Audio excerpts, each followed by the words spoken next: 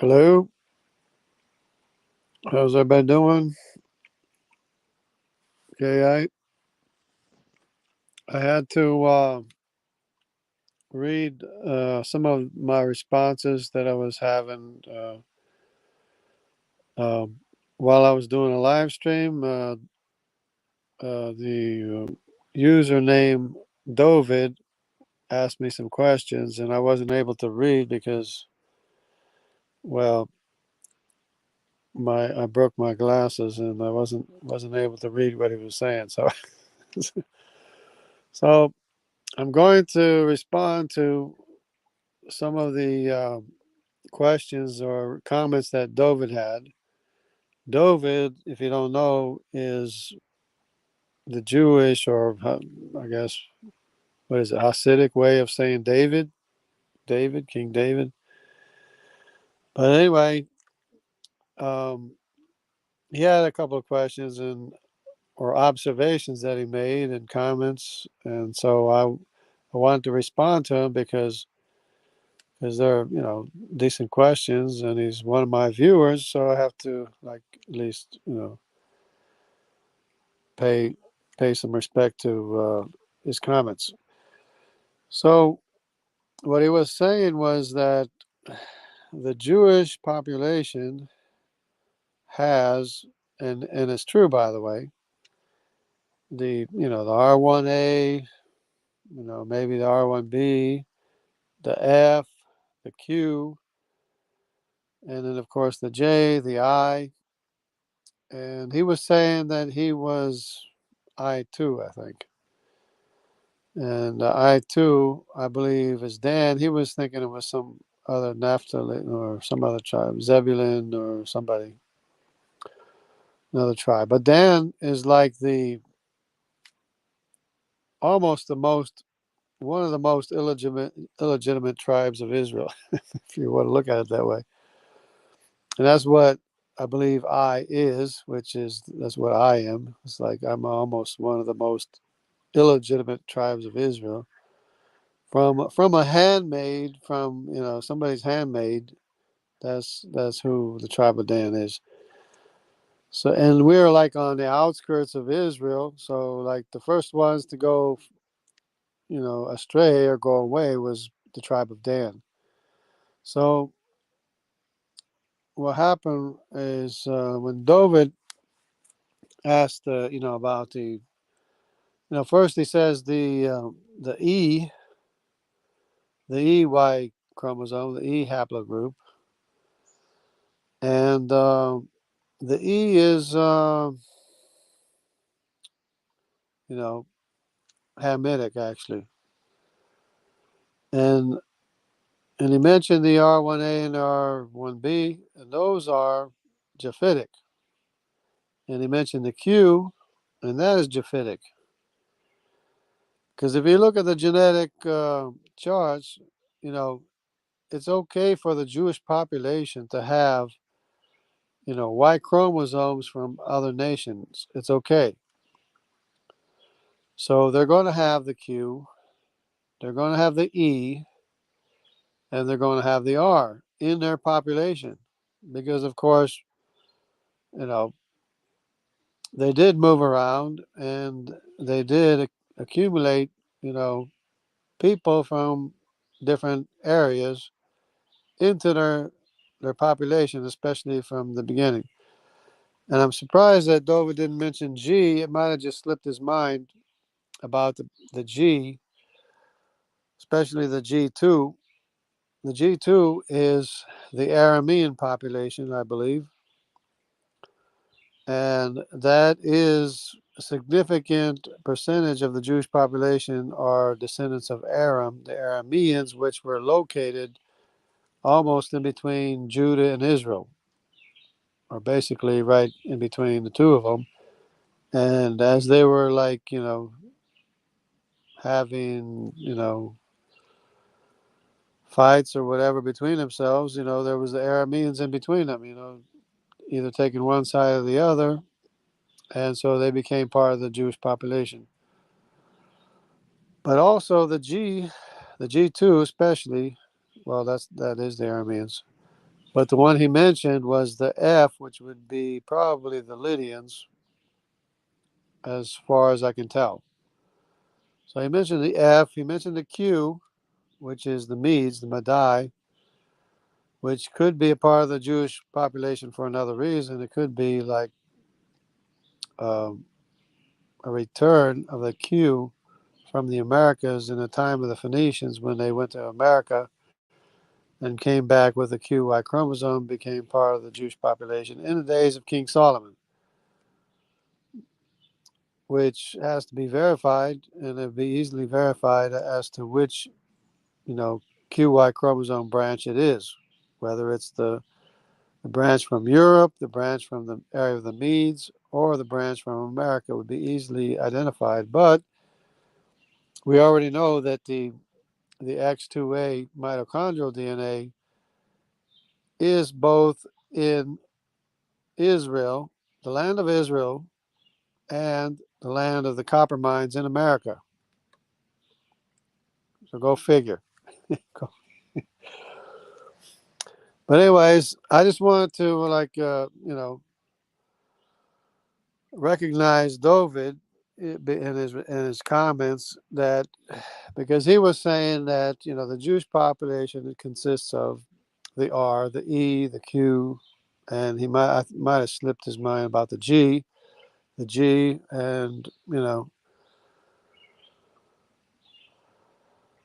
and the T. The T is as well. The T is in the Jewish population. It might have slipped his mind as well, but that doesn't mean that they're Semitic Y chromosomes. The Semitic Y chromosomes are F, which is Lydian, G, which is Aramean, G2, G1 would be Assyrian, and H would be Elamite. If you have the H, that'd be Elamite population. So those are the Semitic populations, and it's easy to identify the three different family lineages, because you have the A, B, C, D, and E is one lineage. The F, G, H, I, and J is another separate lineage. The K, L, M, N, O, P, Q, R, S, and T is another separate lineage, which you can probably guess would be Japheth, because he had 7 sons. Obviously, he has the largest lineage, which would lead me into Dr. Nathaniel Jeanson's claims. But at first, I wanted to recognize David in his questions about the Jewish Y chromosomes. Yes, there is the E, there is the G, there is the T, there is the Q, there is the R in the Jewish populations. That's to be expected, but they're not a Semitic Y chromosome. E is Hamitic, F is Semitic, G is Semitic, but they're not from they're not from Abraham. G is not from Abraham. F is not from Abraham. H is not from Abraham. H, of course, is Elamite. And R is Japhetic from Japheth, because the R1A is Ashkenaz, and Ashkenaz is the son of Gomer. So the R1A, the R1B, and the R2 are the 3 sons of Gomer, which would be Ashkenaz, Riphath, and Togarmah. The Q is Madai, who is the brother of Gomer. So the brother of Gomer and Madai started out with the same Y chromosome. That's why they're so closely associated, except for the fact that the Q is in the area of the Medes, which also went into Europe, which is also in the area where the Medes went to Europe with the QY chromosome. So the Medes, the QY chromosome, would be separate from Gomer, and it is separate, of course, because it's a separate lineage. But they went all the way, of course, to America and possibly back to Israel again. That's why the Judaic populations will sometimes have the Q in their population, as well as the T, as well as the G, G2, as well as the E. Albert Einstein was an E, but it doesn't mean that it was a Semitic Y chromosome. It's from a different family tree, but it doesn't mean they're not Jewish either, because of the autosomal DNA. The autosomal, the majority of the DNA would be Judaic, autosomally. So Albert Einstein, you look at him, he looks Jewish because autosomally he is a Jew. But he did have an EY chromosome, which could have been from, hard to say, could have been from Canaan or somewhere. I have to check to see exactly where it comes from. Which is, it's a lot of study, a lot of things to get straight, but it is Hamitic Y chromosome. So DOVIID mentioned the L, he mentioned the R, he mentioned the E, and he mentioned the Q. There's also the G and the T, which are not Judaic Y chromosomes. Some of them are Semitic, some of them are Hamitic, some of them are Japhethite. So just to get that straight. So, in case, you know, so that maybe I can help DOVIID understand, or how the Jewish population got those Y chromosomes, or not just DOVIID, but everybody else too, because of course they're going to have other Y chromosomes which are not Judaic. They can be Semitic, like the G is Semitic, the L is Semitic, the H is Semitic, but the E is not. The E is Hamitic. The R is Japhetic, Japhethite, and the T is Japhethite too. Where the T is the Javan Greek Sea peoples, and the L would be the Thracians, of descended from T-Raz, the brother of Javan. So anyway, let me go ahead and transition to Dr. Nathaniel Jeanson, if I may. I would like, if anybody has any connections or anything, for someone to call out Dr. Nathaniel Jeanson because of his claim, or his assertion that the Semitic populations are Japhetic and the Japhetic populations are Semitic. It's like, how can you mix up the two? So, I mean, it's a very, I don't want to get into his motives or anything, because he does work for Ken Ham, and I don't want him to make Ken Ham look bad, and I don't want him to make the rest of us creationists look bad. But it's really not, really shouldn't be mixed up. He's got A, B, C, D, and E as Hamitic. He's got F, G, H, I, and J as Japhetic. And then he's got K, L, M, N, O, P, Q, R, S, and T as Semitic. So he's got the largest family tree or lineage as being Semitic. And with all of the persecution of the Semitic people being in the middle of all this confusion, in the middle of the,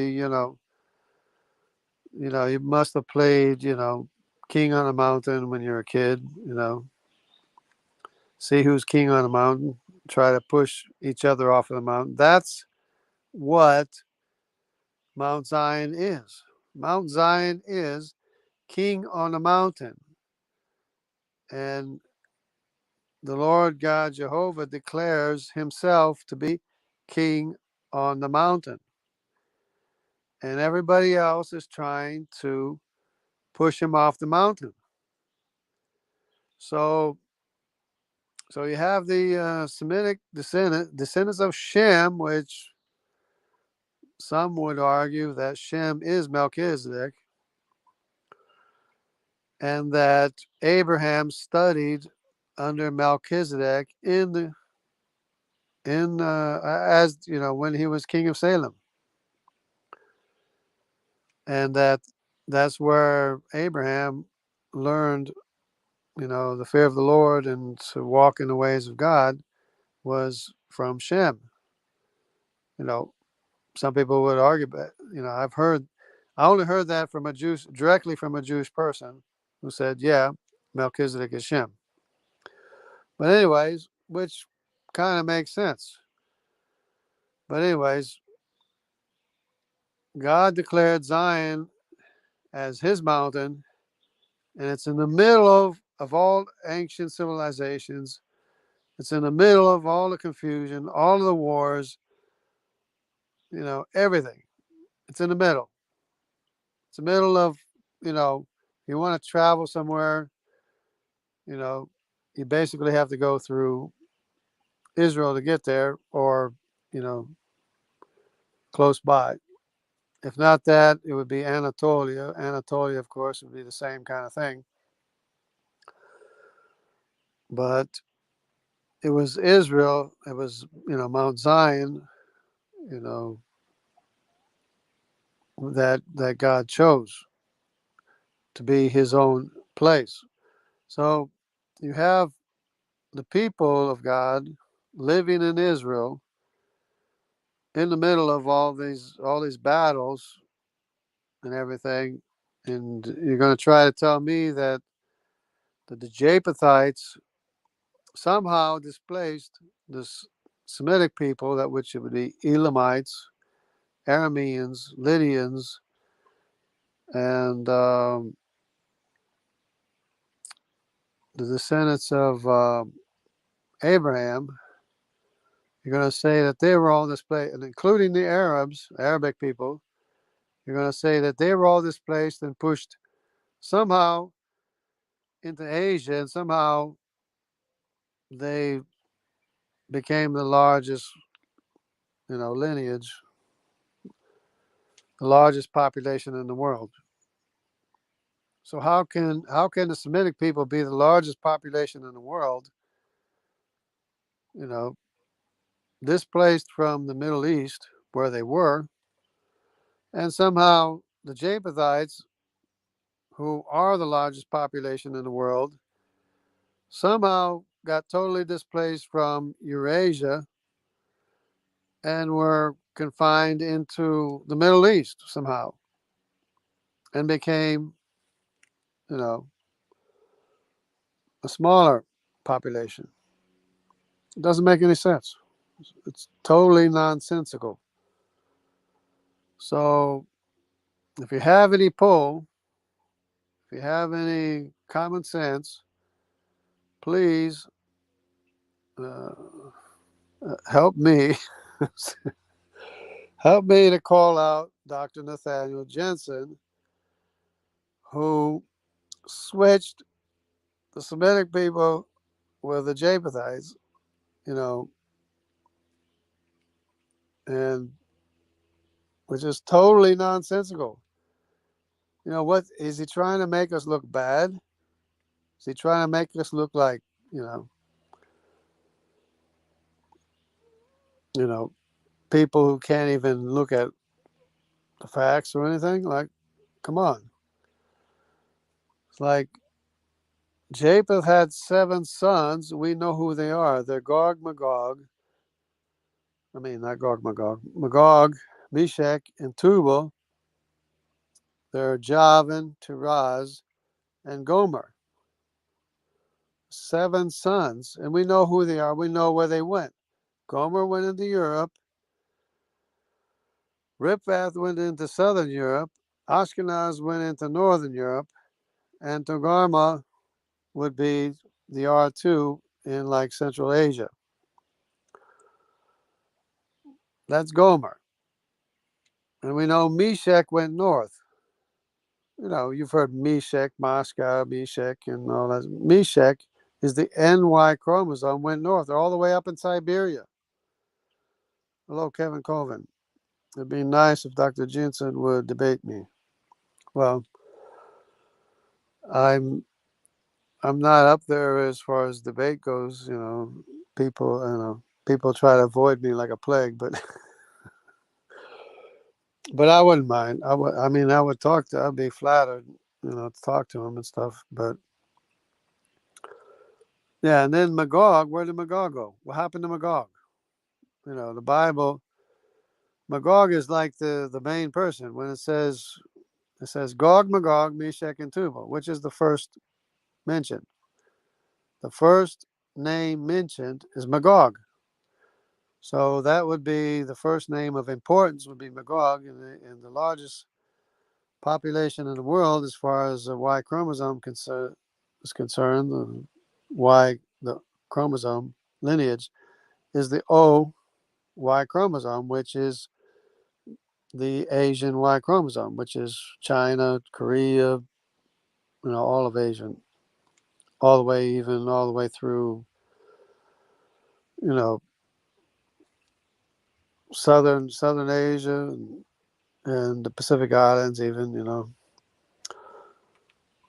So, I mean, how can you mix this stuff up?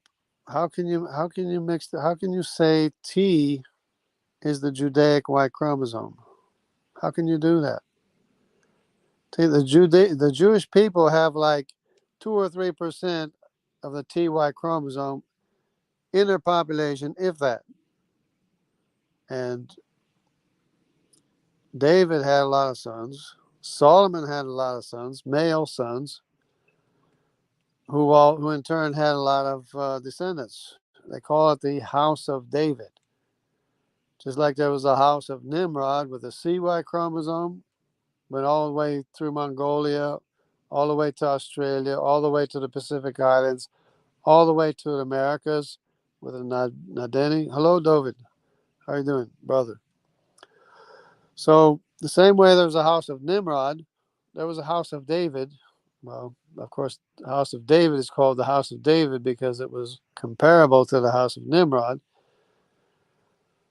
in that he had many sons, as well as Solomon had many sons with the same Y chromosome. So you're going to tell me that out of all that population of the house of David, that 2 or 3% is left of his descendants in the Jewish population of the people who have always identified themselves as being Judaic, as being Jews.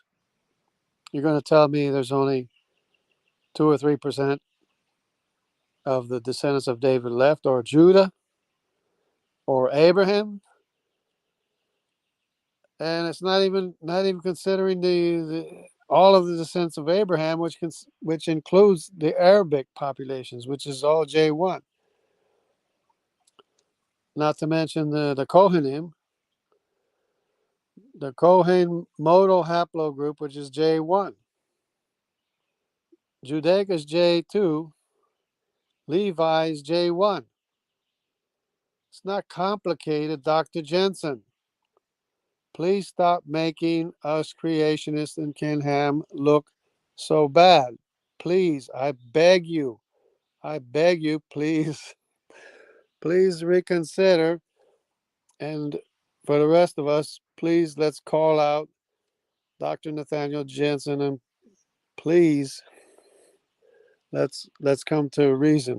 Let's come to an agreement that the Semitic populations are F, G, H, I, and J. And the Judaic population is J2. The Aaronic population is J1, at least some of them are. And Dan is connected to the J, which is I1 and I2, which goes into Europe. The oldest lineage is the I1, which is what I am. So I'm a wayward child of Dan. And the other more recent migration was I2, which went through all the Mediterranean, Danube, Sardinia, or Sardan, which means Prince Dan. If you translate it into Hebrew, Sardan is Prince Dan. And they named everything Dan. Danube, Denmark, all those things, and a whole bunch of other names. But anyways, please make a note of it. And because, oh yeah, if I didn't already say, which I should have said already, that Dr. Jeanson has done some great work in the mutation rate. In the mutation rate of the Y chromosome and both the mtDNA, the mutation rate only goes back to Noah for the Y chromosome and goes back to Eve for the mitochondrial DNA. So he is doing some great work. It's just that I don't want to mess it up. I don't want it to be messed up. I don't want atheists to be laughing at us and ridiculing us. And I don't want it to become an anti-Semitic thing with you know, look at those Christians. See, they're anti-Semitic. Those far right Christians, they're anti-Semitic. You know, look at them. Look at those people. You know, they're trying to switch Japheth with the Judaic Y chromosome. You know, we don't need that. We don't need that. So please take care, everybody, as I will try to take care of myself as well. So God bless everybody. Take care.